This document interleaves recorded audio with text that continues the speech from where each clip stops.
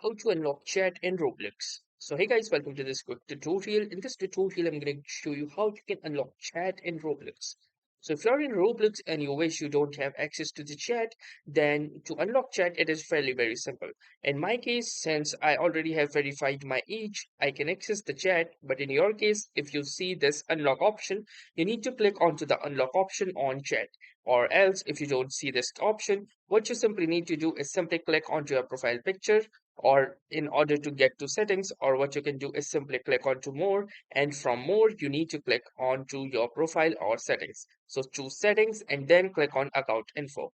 Now within the account info you can see a lot of details about yourself, and from here you will see the age group. I have already checked and verified myself as 21 plus, but in your case you can do so same by agreeing to age group. You can continue with an ID or either continue with your camera. The steps are very simple. I would suggest that you use the camera option if it is available in your region. Simply click a few selfies and follow the on-screen directions, and you will be verified in no time, and your chat will be unlocked as well.